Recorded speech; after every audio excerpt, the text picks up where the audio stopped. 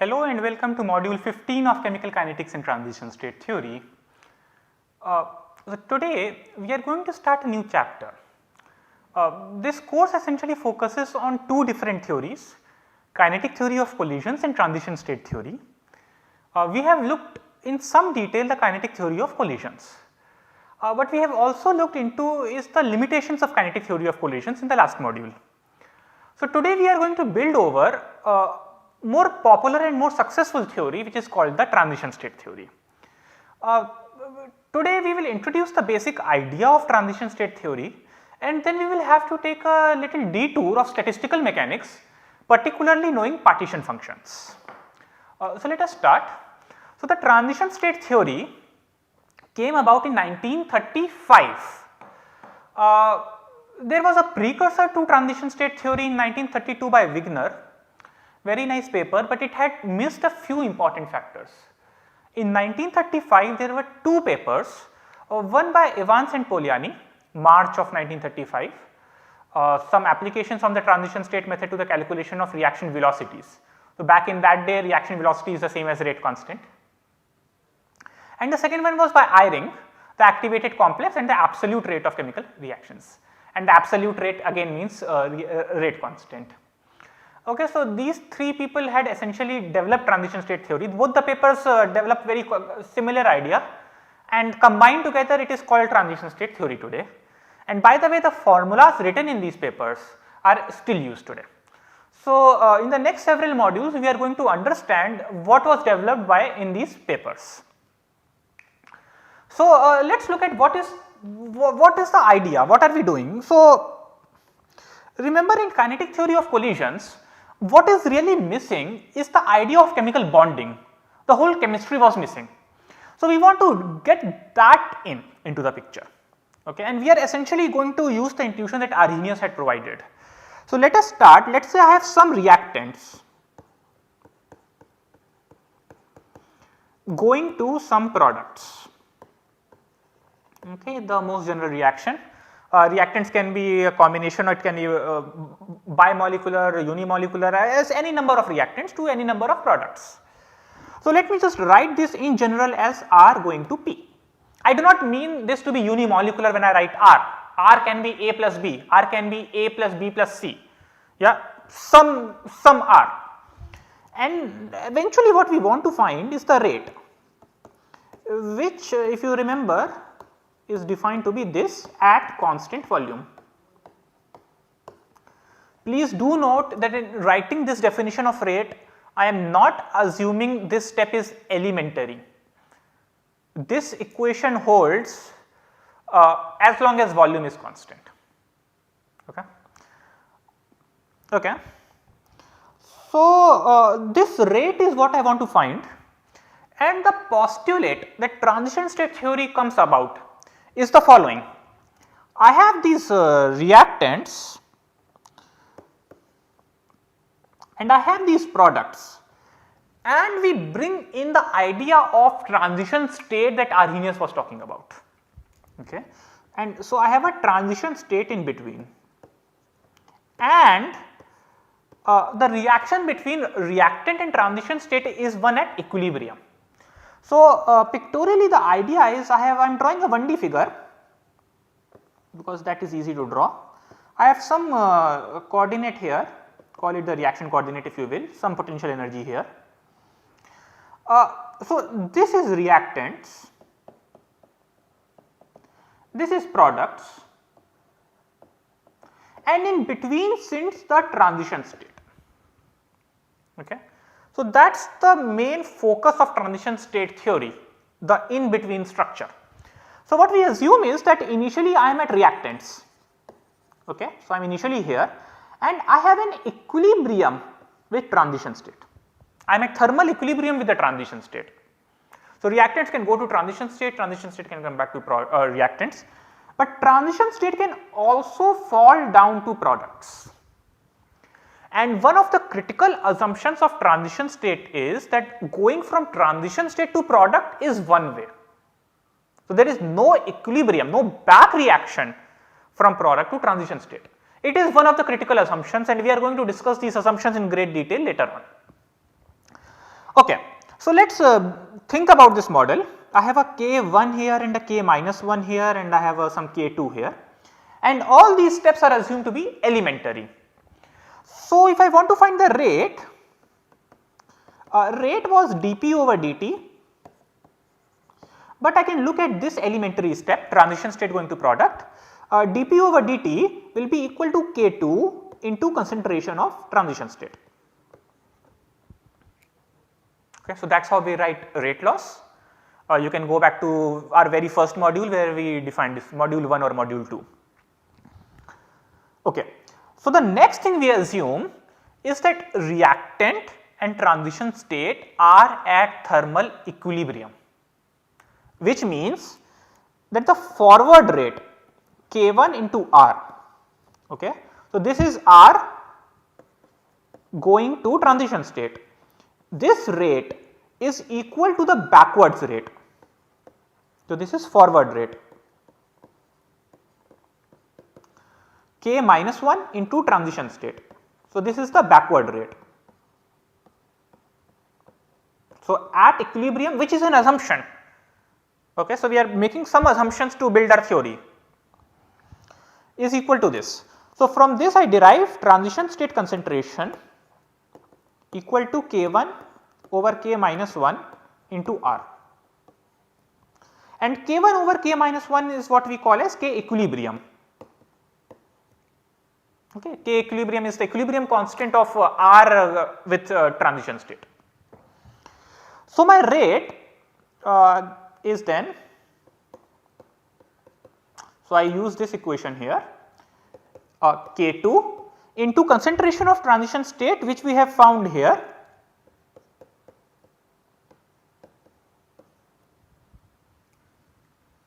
okay. And so, the after doing this basic analysis, making all these assumptions, what we have to do now is estimate K2 and K equilibrium. Okay. So, to calculate this K equilibrium and K2, we require a little bit of statistical mechanics. Without that, we cannot actually calculate this. And as it turns out, this K equilibrium particularly is related to what is called partition functions.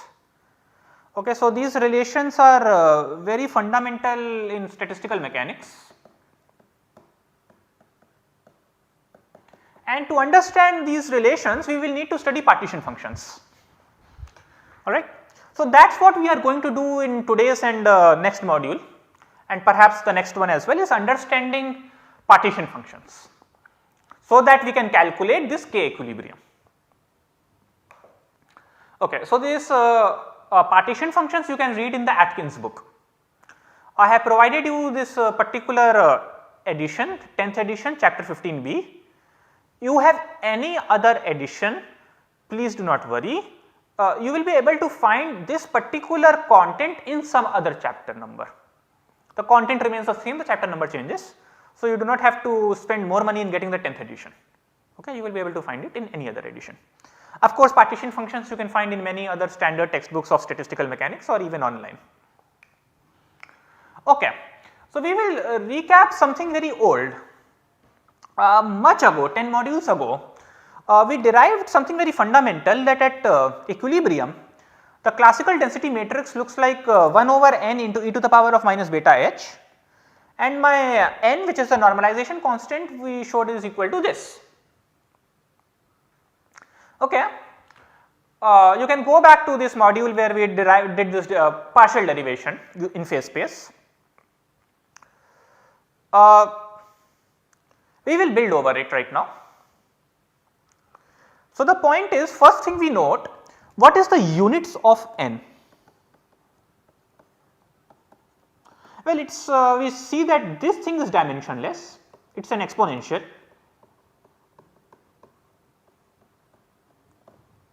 So, the units of n is the same unit as q into p. Okay. What is the dimension of 1 q into 1 p? That is equal to, q is a unit of length. So, in SI units it is meter, p is momentum, which is kilogram meter per second, which is kilogram meter square per second. Does this unit remind you of any fundamental constant of nature? it should strike you something that is related to kilogram meter per square per second. If you guessed h or h bar, you are exactly right. This is the same units of h, the Planck's constant. Okay. So, q dot p, this is 3n q dot p. Okay. So, q is a 3n dimensional vector where n is the number of particles. So, this thing is the same units as h to the power of 3n. Each q dot p gives me 1 h, I have 3n q dot p, so I get h to the power of 3n. So, the first thing we do actually is to define a partition function q which is dimensionless. So, we take this n and divide by h to the power of 3n. Okay, so, this thing is dimensionless.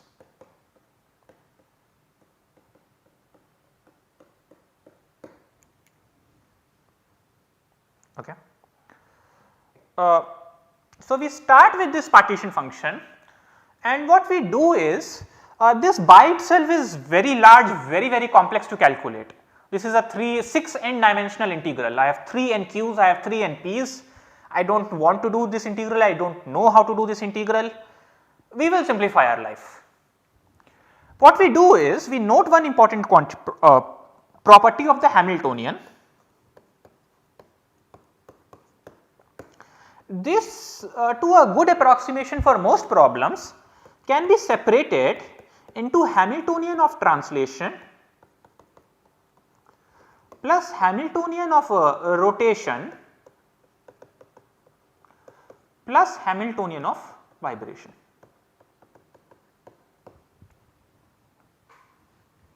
Okay. Once we bring in quantum mechanics, we will also have an electronic part, but that I am not writing right now. So, this is an approximation, this is not always separable. Translational part can always be separated, but rotation and vibration in principle can be mixed, but we will make this simplification for now for this course. Okay. How do we make this simplification? Let us we will have to provide one more thing. The q comma p, these are 6n variables. This itself is partitioned into translational, which is nothing but center of mass. So, these are 3 coordinates, 3 into 2, 6 variables.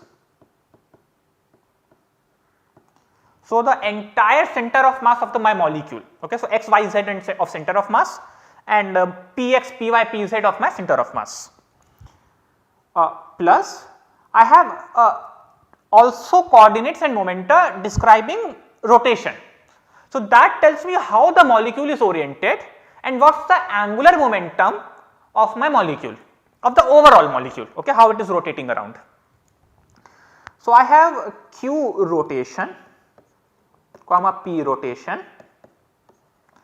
So, this is a slightly more complex. For linear molecule, there are only 2 rotations possible, we will discuss this in a moment. So, 2 into 2, 2 angles and 2 corresponding angular momenta. So, 4 variables. For non-linear, we will discuss this in the next slide, please do not worry. We can have 3 possible rotations. And finally, we have q comma p of vibrations. Okay. So, not only do we separate out the Hamiltonian, we have also separated out our coordinates and momenta. We have coordinates describing translation, coordinates describing rotation and coordinates describing vibrations. So, again for linear, vibrations will essentially become 6n minus 4. Remember, the total has to be 6n. I had 6n variables here, I should have 6n variables on the right.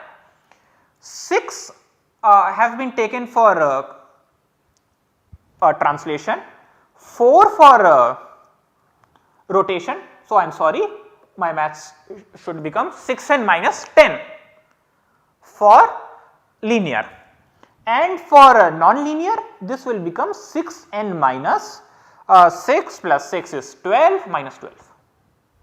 Okay. So, I will have 6n minus 10 vibrational degrees of freedom for linear molecules and 6n minus 12 for non-linear. So, let us look at an example, okay, things will become clearer. So, let us start with a very simple linear molecule H2.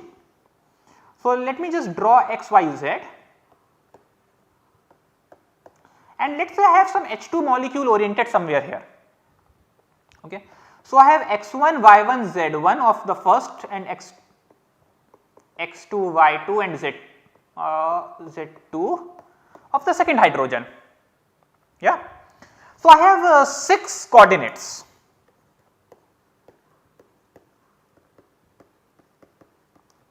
Which is basically x1, y1, z1, x2, y2, z2, and we transform this into 3 center of mass. So, we find a center of mass here, 3 center of mass coordinates. Now, this molecule can rotate in 2 ways. One is this rotation in plane, one in plane rotation plus one out of plane rotation.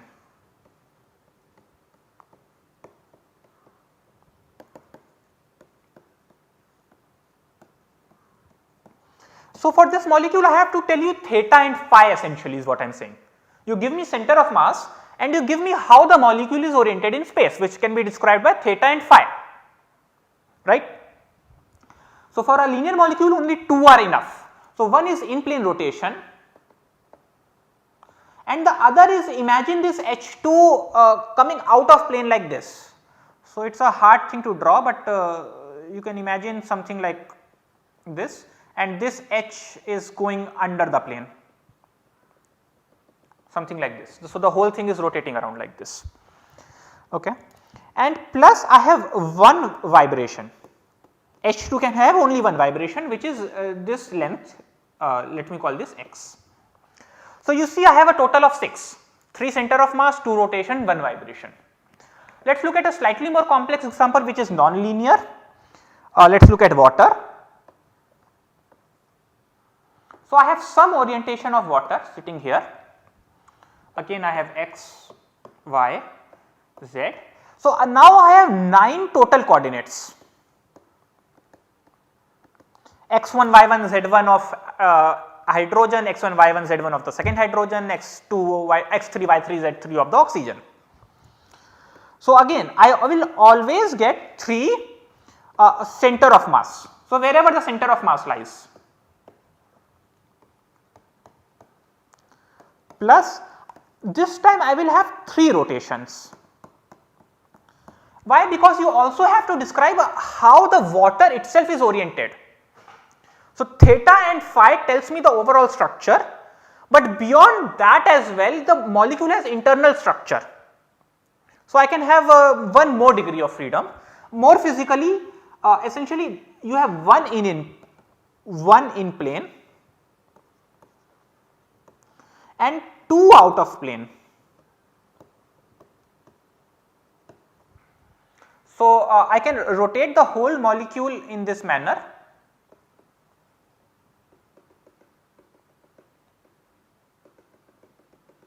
But I can also rotate the whole molecule in this manner.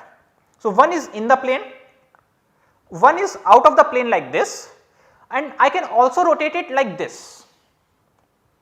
So, I have 3 possible rotations. For H2 this was not possible because your H2 is rotating around the one axis, it is so that does not rotate at all. So, that is the issue, and I have 3 vibrations. So, for water I can have this stretch x1, I have this stretch x2, and finally I have the angle theta. Okay. So, I have 3 vibrations possible. So, the maths will always work out. Okay. So, we have separated the energy.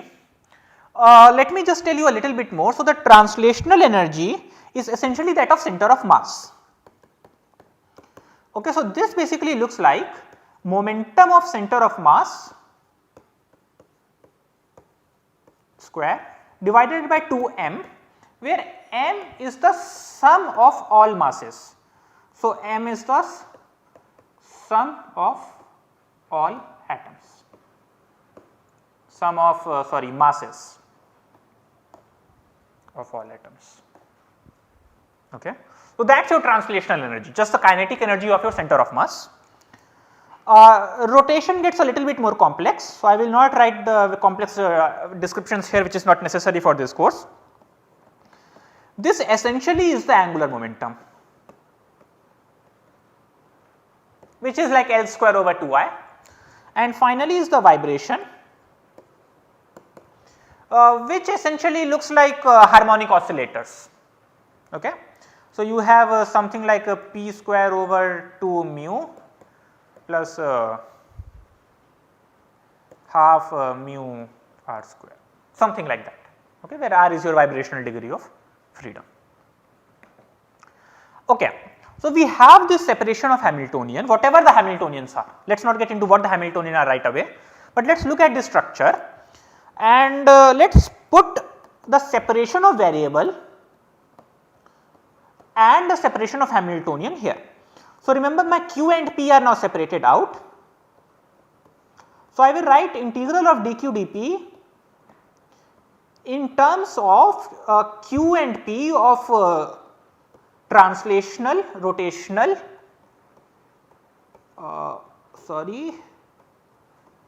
and vibrational.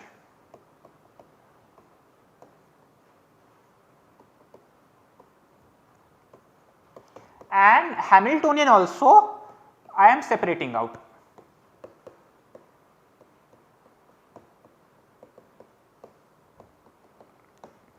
And then what we do is this depends only on center of mass, and this depends on this, and this depends on this. So, I can write this as 1 over h cube dq center of mass dp center of mass e to the power of minus beta h translation 1 over h square for linear and h cube for non-linear. You understand that now?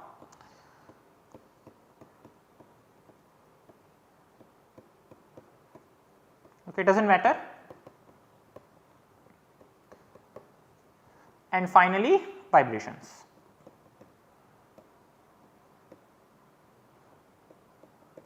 And depending on linear or non-linear, I will have 1 over h to the power of 6n minus 3n minus 5 or 3n minus 6.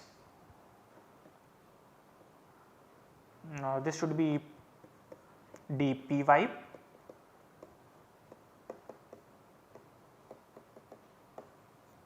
So, we call this one q translational, we call this one q rotation, whatever it is, h cube or h square,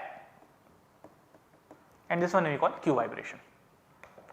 So, in summary, what we have done today is we first looked into the introduction to transition state theory, and what we realize is if we want to solve transition state theory, we need to know a little bit about partition functions.